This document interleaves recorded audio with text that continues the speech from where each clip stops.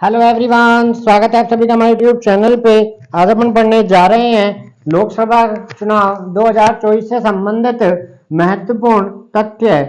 आज अपन पढ़ने जा रहे हैं लोकसभा इलेक्शन 2024 के बारे में। वेरी वेरी इंपॉर्टेंट सेशन है। कोई सा भी एग्जाम आप देना, स्टेट या एसएससी, बैंकिंग, रेलवे, यहाँ से आपसे सवाल पूछे जाएंगे। तो आइए पहला सवाल पढ़ने का प्रयास करेंगे। देखो, लोकसभा चुनाव 2024 एक नजर में, अर्थात अपन एक सरसरी निगाहों से इनको पढ़ने का प्रयास करेंगे और याद करने का प्रयास करेंगे।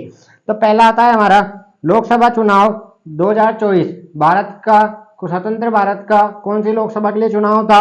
पहला सवाल आता है 18वीं लोकसभा के लिए यह चुनाव हुए हैं। कौन सी लोकसभा के लिए चुनाव हुए हैं? 18वीं लोकसभा के लिए यह चुनाव हुए थे। तो पहला सवाल आप यहाँ से आपका क्लियर हुआ है।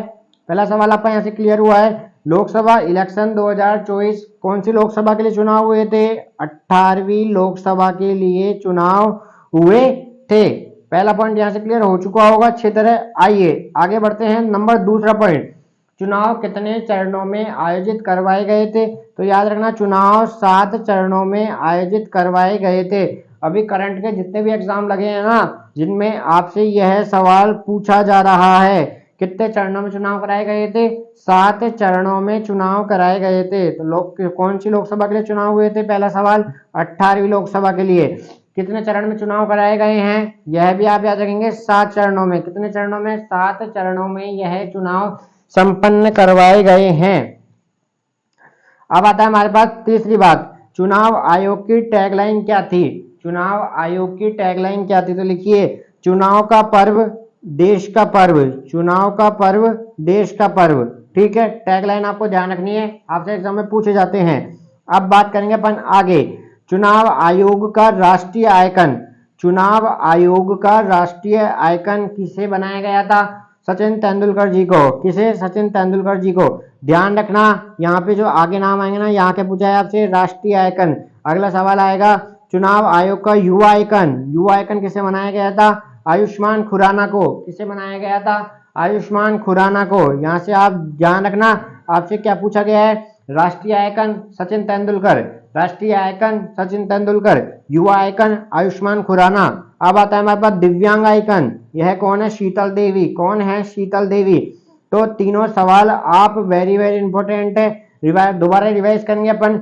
चुनाव आयोग का राष्ट्रीय आइकन किसे बनाया गया है? सचिन तेंदुलकर जी को। फिर आता है युवा आइकन आयुष्मान खुराना जी को, और दिव्यांग आइकन शीतल देवी। ठीक है, दिव्यांग आइकन कौन बनी है? शीतल देवी। तीनों सवाल वेरी वेरी इंपॉर्टेंट है, ध्यान रखना। अगला सवाल आता है हमारे पास, वर्तमान में लोकसभा सीटों की संख्या कितनी है? आपको कम से कम भी 1000 बार पढ़ा दिया गया है। वर्तमान में लोकसभा सीटों की संख्या कितनी है? 545 लोकसभा की सीटें हैं। कितनी हैं? 545 लोकसभा की सीटें हैं। अब बात करेंगे अपन, कितनी सीटों पे वर्तमान में चुनाव हुए हैं? 545 में 543, इसमें राज्य की कितनी है? 524, और यूटी की कितनी है? 19 सीटें यूटी अर्थात केंद्र शासित प्रदेशों की रिजर्व है। ठीक है, आपको बहुत बार पढ़ा दिया गया है। आइए, पूर्ण बहुमत के लिए सीटों की संख्या कितनी चाहिए हमें? 272। ठीक है, अब आता है हमारे पास रजिस्टर्ड मतदाताओं अर्थात कुल वोटर्स की संख्या कितनी है? याद रखेंगे, डाटा सहित आप 96.8%। कितनी है? 96.8% है। अब बात करेंगे अपन पुरुष और महिला वोटर की। पुरुष एवं महिला मतदाता की संख्या, पुरुष की लिखिए आप 49.7 करोड़, और महिला मतदाता की संख्या 47.1 करोड़। डाटा आपको याद रखना है, ध्यान रखना। चुनाव में भाग लेने वाले मतदाताओं की संख्या कितनी रही है? चुनाव में जिन्होंने वोट किया वो उनकी संख्या रही है 64.2 करोड़। कितनी रही है? 64.2 करोड़। चुनाव में भाग लेने वाली महिलाओं की संख्या कितनी है? 31.2 करोड़। कितनी है? 31.2 करोड़। वर्तमान में भारत का लिंगानुपात कितना है? लिंगानुपात क्या होता है? आपको पहले भी बताया गया था, 1000 लड़कों के ऊपर लड़कियों की संख्या। 1000 लड़कों के ऊपर लड़कियों की संख्या क्या कहलाता है? लिंगानुपात कहलाता है। तो कितना है? 948 है। कितना है? 948 है। अर्थात 1000 जो हमारे पास पुरुष है ना, उन पे महिलाओं की संख्या कितनी है? 948 है। यहाँ तक की बात क्लियर हो चुकी है। आइए कुल कितना परसेंट मतदान हुआ है, ध्यान रखना, कुल कितना परसेंट मतदान हुआ है, 65.79%। पूरा डाटा आपको याद रखना है, 65.79%, 65.79%, 65.79% वोट हुआ है, 65.79% वोट हुआ है। आगे बढ़ते हैं, आइए। चुनाव आयोग द्वारा जारी ऐप कौन सा था, CVGLL और KYC दोनों याद रखेंगे आप। चुनाव आयोग द्वारा जारी पोर्टल का नाम क्या था, सुविधा। आपके ऐसे सवाल पूछ सकता है, एक पोर्टल है जिसका नाम सुविधा है, वह किससे संबंधित है, तो आपको बता देगा रक्षा मंत्रालय, विदेश मंत्रालय, चुनाव आयोग। तो आपको वहां पे क्या टिक करना है, चुनाव आयोग द्वारा जारी पोर्टल का क्या नाम था, सुविधा। सुविधा के नाम से यह पोर्टल जारी किया गया था। 18वीं लोकसभा में चुनी गई महिला सांसदों की संख्या, सबसे इंपॉर्टेंट सवाल आ चुका है। 18वीं लोकसभा में चुनी गई महिला सांसदों की संख्या कितनी है, 74 है। कितनी है, 74 है। अब बात करेंगे अपन पहली बार जो चुनकर आए हैं सांसदों की संख्या कितनी है, 280 है। कितनी है, 280 सांसद पहली बार लोकसभा में निर्वाचित होकर आए हैं। इस बात का आप लोगों को ध्यान रखना है। महिला सांसदों की संख्या कितनी है, यह भी सबसे इंपॉर्टेंट सवाल है। 74 महिला सांसदों की संख्या है। बहुत ही इंपॉर्टेंट सेशन है, बिल्कुल समझ करके लाए हैं। सवाल कोई सा भी एग्जाम हो, पढ़ लेना इसको, यहाँ से सब क्लियर हो जाएगा आपका। तो लाइक शेयर कमेंट आप अधिक से अधिक करना, लाइक शेयर कमेंट आप अधिक से अधिक। आप कंजूसी कर रहे हैं लाइक शेयर करने में, ठीक है। आगे बढ़ते हैं, आइए। चुनाव लड़ने वाले 53 मंत्रियों में से कितने मंत्री विजय हुए हैं, चुनाव कितने मंत्रियों ने चुनाव लड़ा था, 53 मंत्रियों ने। जीते कितने हैं, उनमें से 35 मंत्री अपना चुनाव जीते हैं। मतदान सर्वाधिक मतदान कहाँ रहा है प्रतिशत, लक्षद्वीप में। कितना रहा है, 84% रहा है। कितना रहा है, 84% रहा है। मतदान का न्यूनतम प्रतिशत कौन से राज्य में रहा है, बिहार में। कितना रहा है, 54%। कितना रहा है, 54%, अर्थात 54% के साथ बिहार सबसे कम मतदान में रहा है। मतदान का सर्वाधिक प्रतिशत लक्षद्वीप, कितना रहा है, 84%, और सबसे कम बिहार में कितना, 54%। सबसे इंपॉर्टेंट सवाल आ चुका है, ध्यान रखना। नोटा को सर्वाधिक वोट मिले हैं, कहाँ पे मिले हैं, इंदौर में। कितने वोट मिले हैं, 2.18 लाख वोट मिले हैं नोटा को। कहाँ पे, इंदौर में। नरेंद्र मोदी का प्रधानमंत्री के रूप में शपथ ग्रहण कब हुआ था, ध्यान रखना, बाय डेट याद रखेंगे, 9 जून 2024 को मोदी ने तीसरी बार शपथ ली है प्रधानमंत्री पद के रूप में। यहाँ तक ये बहुत क्लियर हो चुके हैं।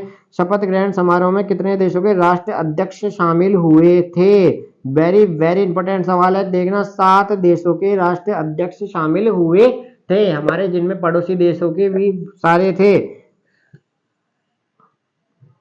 18वीं लोकसभा में चुनकर आए पार्टियों की कुल संख्या 41 है। कितनी है, 41 है। निर्विरोध निर्वाचित सांसद, जिसमें आप ध्यान रखना क्योंकि इंपॉर्टेंट है, विवाद भी हो चुका था क्योंकि इसके ऊपर। मुकेश दलाल बीजेपी, और कौन सी सीट थी, यह सूरत सीट थी। कौन सी सीट थी, सूरत सीट से। सबसे कम उम्र में सांसद बनने वाली आदिवासी महिला का क्या नाम है, सबसे कम उम्र में सांसद बनने वाली आदिवासी महिला का नाम है प्रियंका जारकीहोली। क्या नाम है, प्रियंका जारकीहोली सबसे कम उम्र में सांसद बनने वाली आदिवासी महिलाएं हैं। सबसे कम उम्र में सांसद बनने वाली आदिवासी महिला का क्या नाम है, प्रियंका जारकीहोली। क्या नाम है, प्रियंका जारकीहोली। सबसे ज्यादा वोटों से अंतर से जीतने वाले व्यक्ति का क्या नाम है, शंकर लालवानी। क्या नाम है, शंकर लालवानी। कितने वोटों से जीते हैं ये, 11.72 लाख वोटों से यह जीते हैं। सबसे कम अंतर से जीतने वाले व्यक्ति का नाम रविंद्र दाताराम वायकर। रविंद्र दाताराम वायकर कितने वोटों से जीते हैं, ये 48 वोटों से यह जीते हैं। दोनों पॉइंट आपको यहाँ से याद रखना है। सबसे युवा सांसद, ध्यान रखना, पुष्पेंद्र सरोज, कौशाम्बी सीट से 25 वर्ष इनकी उम्र है। कौन सी सीट है, कौशाम्बी की, और नाम क्या है, पुष्पेंद्र सरोज। सबसे बुजुर्ग सांसद कौन से हैं, लिखिए, नाम लिखिए, थालीकोटई राजू थेवर बालू। थालीकोटई राजू थेवर बालू, डीएमके से। और कितनी उम्र है इनकी, 82 साल इनकी उम्र है। कितनी उम्र है, 82 साल। लद्दाख की एकमात्र सीट पर जीती है, कौन जीती है, हाजी हनीफा, निर्दलीय उम्मीदवार के रूप में। कौन, हाजी हनीफा। तो आज का सेशन में अपन ने इतनी सारी चीजें पढ़ी है, इतनी सारी चीजें, बहुत ही इंपॉर्टेंट सेशन है। एक नज़र में अपन ने सब कवर करने का प्रयास करा। इसको क्या करना है, आप एक नहीं दो बार देखें, याद करें। हर एग्जाम के लिए वेरी वेरी इंपॉर्टेंट सेशन है। ध्यान रखना, दो ही टॉपिक सबसे ज्यादा इंपॉर्टेंट है, एक तो ओलंपिक और एक ये चुनाव। तो ऐसे चैनल को प्यार देते रहिए, लाइक शेयर कमेंट आप अधिक से अधिक करिए, अधिक से अधिक इसको शेयर करिए। और अगर चैनल पे नए हैं तो सबसे पहले चैनल को सब्सक्राइब करें, फिर बेल आइकन को प्रेस कर दें, जिससे आगे की जानकारी आपको प्राप्त हो सके। अधिक से अधिक इसको शेयर करें। इसी के साथ आज का सफर यहीं समाप्त करते हैं। कल मिलते हैं आपके साथ बहुत ही इंपॉर्टेंट टॉपिक के साथ। चैनल को प्यार देते रहिए, like share comment. Thank you, धन्यवाद।